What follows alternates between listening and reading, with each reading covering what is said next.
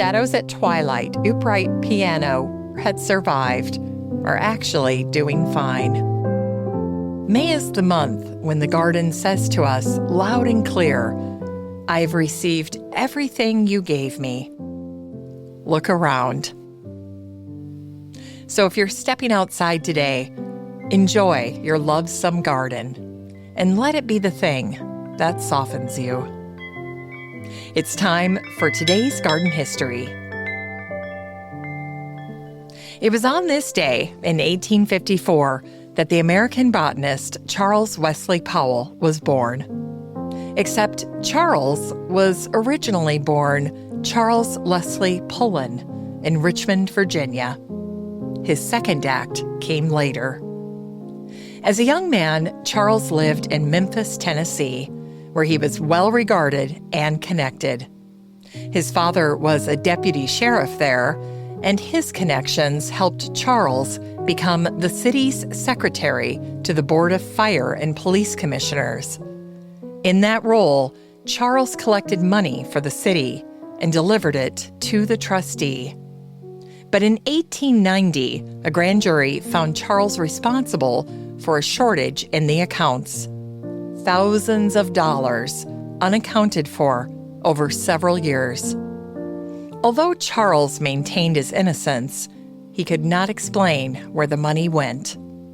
And that's how Charles ended up convicted of fraud. And although at least 9 more indictments waited for him, Charles didn't stay to face them. Instead, he packed up his family and went south to New Orleans, where he lived with his wife Addie and their 4 girls for nearly a decade. Along the way, Charles once told a reporter he had a little greenhouse there and that he was always interested in flowers. With the turn of the new century in 1900, Charles's life started to fall apart. His father died in July in Houma, Louisiana, deep in the bayou, 60 miles southwest of New Orleans. And then, just 7 months later, his beloved wife Addie died from kidney failure at 42 years old. 6 years later, in January 1907, Charles arrived in Panama as Charles Wesley Powell during the earliest construction days of the canal. It was the perfect place to start again. And I suspect he found the inspiration for his new name from John Wesley Powell, the man who ran the Colorado River through the Grand Canyon, who went into unmapped territory and came back transformed and celebrated. His fame peaked in the 1890s, the same decade when Charles left Memphis in shame. When Charles first arrived in Panama, he worked first as a quinine dispenser for the Isthmian Canal Commission, getting established and learning the place. By 1910, the canal was nearly finished. Charles settled on the lower slopes of Cerro Ancon, the hill that overlooked Panama City.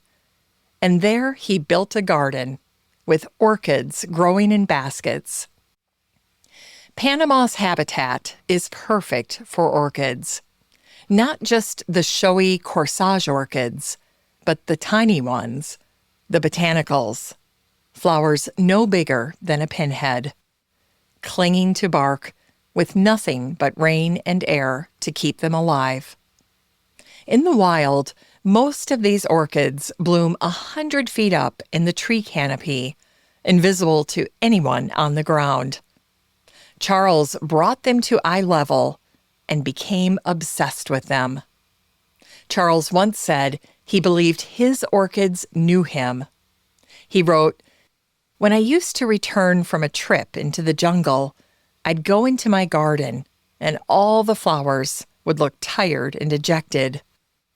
Then I used to wander about, speaking to this plant and that one, removing a twig, feeling the stem. And before I'd been in the garden 10 minutes, I would notice a marked change in the plants, which seemed to spruce up and stiffen their wilted petals." By 1915, Charles was sending orchid specimens to the top collectors and institutions in the world. He taught himself taxonomy, and his personal collection grew to 7,000 plants. By his 60s, Charles was crawling through jungle mud on his hands and knees, hacking through brush with a machete to reach specimens deep in the forest. Charles loved to tell how at 66 years old, he once shimmied out over a 500-foot ravine on a half-dead branch to reach a single orchid. And even when the branch cracked beneath him, he didn't let go of the plant. Though 6 years later, he told a reporter in St. Louis he had scrambled back to earth like a scared chipmunk. After Charles opened his garden to the public, visitors to Panama soon learned there was a garden they should seek out.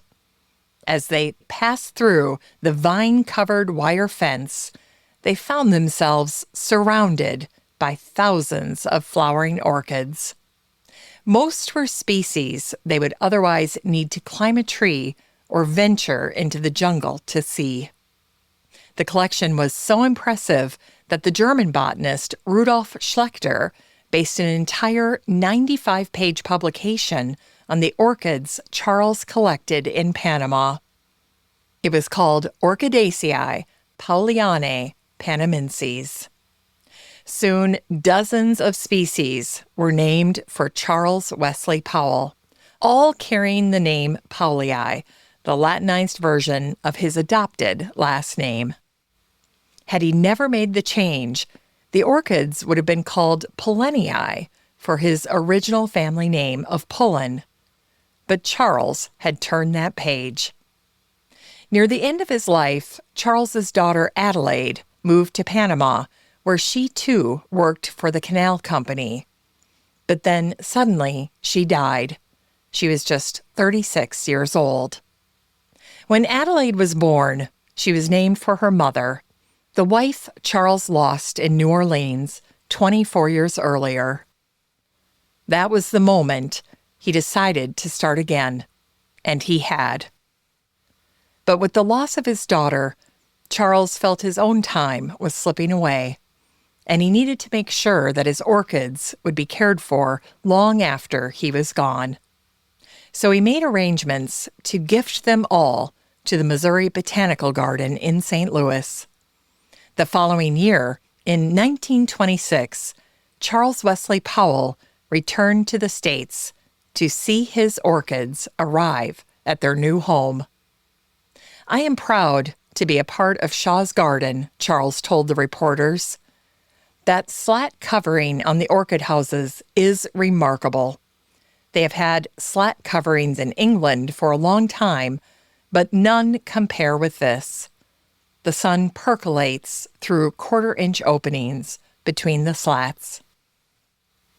For 2 whole days, Charles walked the greenhouses at Shaw's Garden, absorbed in talking orchids with the horticulturist George Pring, barely stopping and barely sleeping. Meanwhile, in Memphis, Tennessee, as people read about the man responsible for the finest orchid collection in the world, they had absolutely no clue they were reading about the man they knew as Charles Leslie Pullen, who had served 15 days in the Shelby County Workhouse 35 years earlier. After the careful transfer of his orchids, Charles returned home to Panama to an empty garden. He died the following year. Charles was 73 years old and was buried at the Corozal American Cemetery in Panama, just like his daughter Adelaide. Today, most seasoned gardeners love orchids for their beauty and their long-lasting symmetrical blooms. But after learning about Charles and his life before Panama, I find myself thinking more and more about their role in his redemption, and how 100 years after his life ended, we only remember the good part.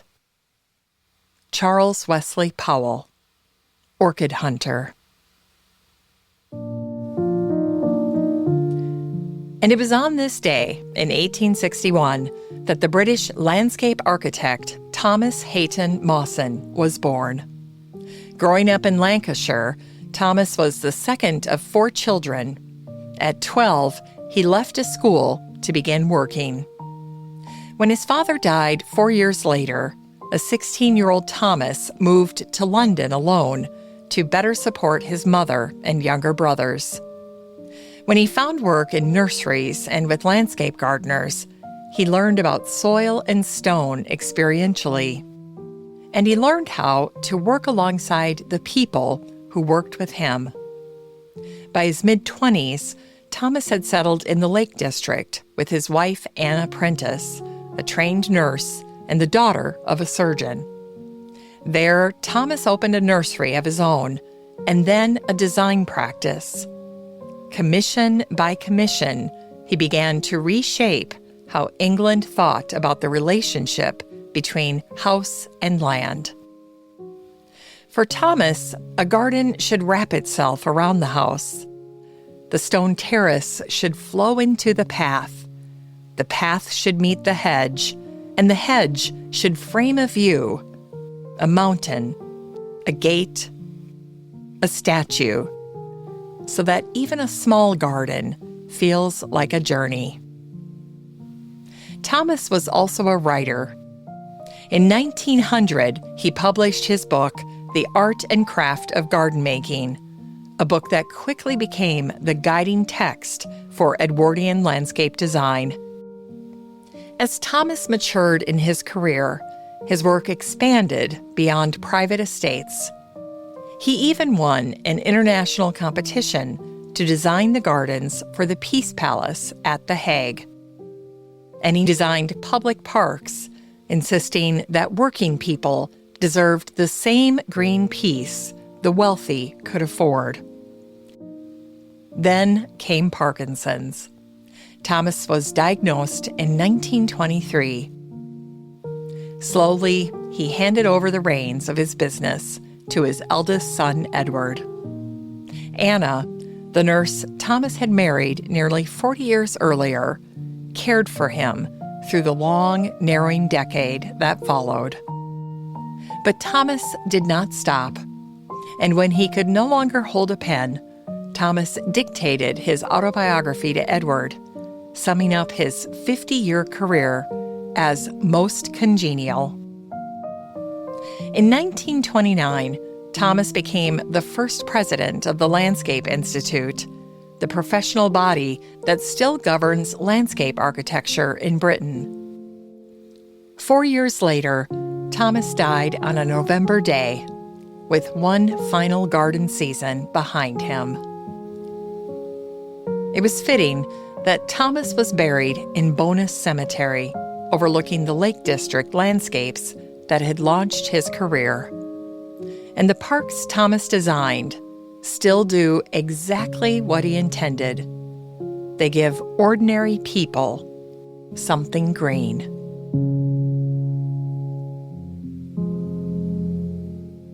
In today's Unearthed Words, we hear journal reflections from the Danish philosopher Søren Kierkegaard, born on this day, May 5th, in 1813.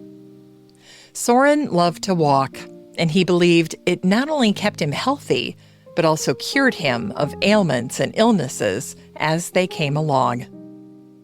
As Søren walked the streets of Copenhagen every day of his adult life, he connected to nature, to lilies, to birds, and to silence.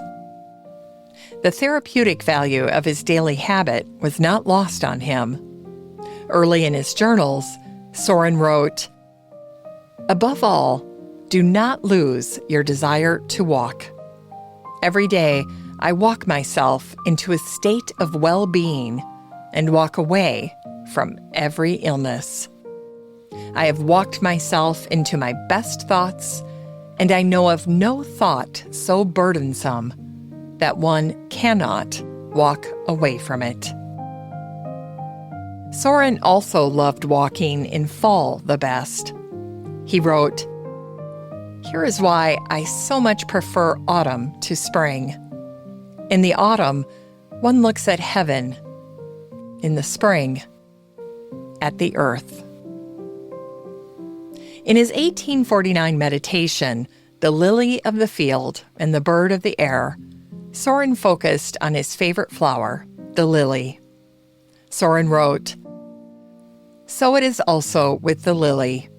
It is silent and waits. It does not impatiently ask, 'When will spring come?' because it knows that spring will come in due season. Knows that it would be least useful to itself if it were allowed to determine the seasons of the year. It does not ask, 'When will we get rain?' or 'When will we get sunshine?' or say, 'Now we have had too much rain,' or 'Now it is too hot.' It does not ask in advance what kind of a summer it will be this year, how long or how short. No, it is silent and waits. That is how simple it is." Søren walked every day until his body would not let him anymore. He died at 42. And my thoughts immediately drift to Søren every time I almost talk myself out of a walk. It's time to grow that garden library with today's book, Napoleon's Garden Island by Donald McCracken. This book is part of International Gardens Week here on The Daily Gardener, and that means that all of this week's book recommendations feature gardens from around the world. In his book, Donald takes us to St. Helena, the remote Atlantic island where Napoleon Bonaparte was exiled after Waterloo in 1815.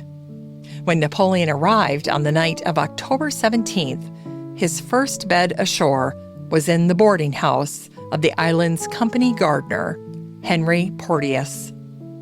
The little house was crowded with cramped rooms meant to hold as many officers as possible. Needless to say, the conqueror of Europe did not stay a second night. Over the 5 years and 10 months that followed, Napoleon settled at Longwood House. There, he turned to gardening. He planted trees, designed paths, and reshaped the grounds into something of his own. Confinement became cultivation. A man stripped of empire and power, left with nothing but the soil beneath him. In a rare moment of candor, Napoleon admitted to General Gaspard Gourgaud, "The life that I live here on St. Helena, if I were not a captive, would suit me very well. I should like to live in the country.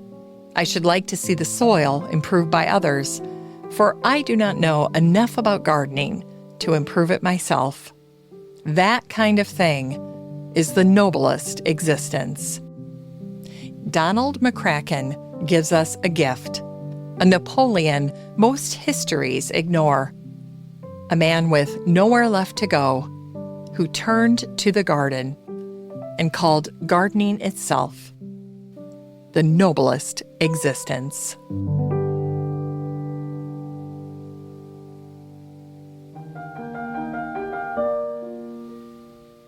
And finally, here's something sweet to ignite the little botanic spark in your heart.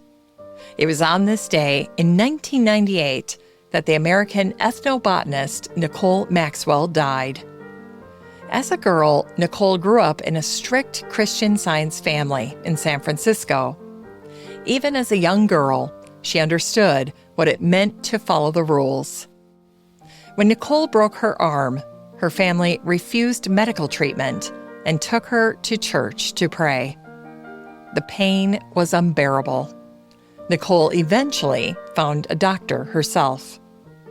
As a young adult, Nicole left the church and married, moving to France.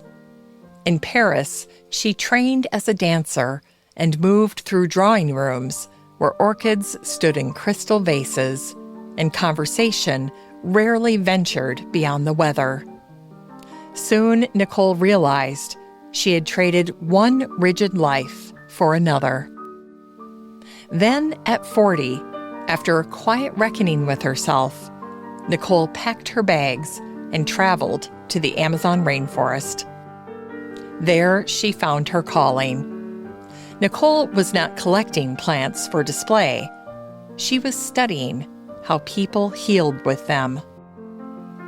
During her time in the rainforest, Nicole spent long hours sitting with healers among the Watoto and the Jivaro, just listening. She learned that the forest was not wilderness in the romantic sense. It was a dispensary. Leaves cooled fever. Bark stopped bleeding. And sap closed wounds. Once, while clearing brush, Nicole gashed her arm badly with a machete. Her guide stepped into the forest and returned with a dark red sap. The guide gave some for her to drink and poured the rest onto the wound. The bleeding slowed and then stopped. Within days, the cut healed without a scar. And that's why, as forests were cleared for cattle and timber, Nicole saw more than trees disappearing. The green pharmacy, as Nicole called it, lived not only in plants, but in the memory and daily life of the indigenous people, in their language, and in the apprenticeships between elders and children. Burn an acre of forest, and what was lost was not just trees, but a lineage of knowing. Nicole tried to preserve as much knowledge as she could.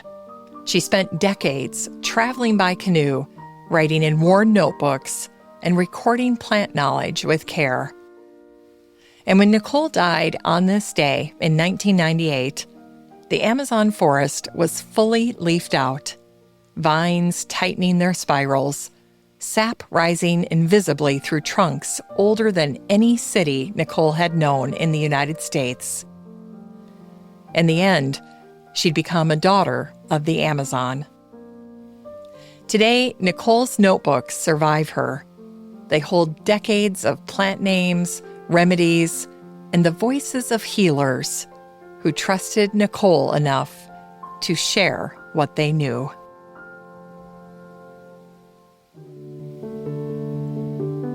As we close the show today, remember that little line from Thomas Edward Brown.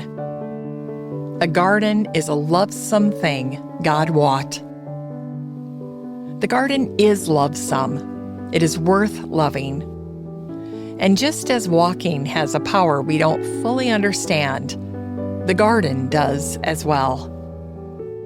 And in that way, it loves you back. Especially right now in May, as light is expanding, and then into summer, in those first warm, quiet days of fall. So get out there and enjoy it. Thanks for listening to The Daily Gardener. And remember, for a happy, healthy life, garden every day.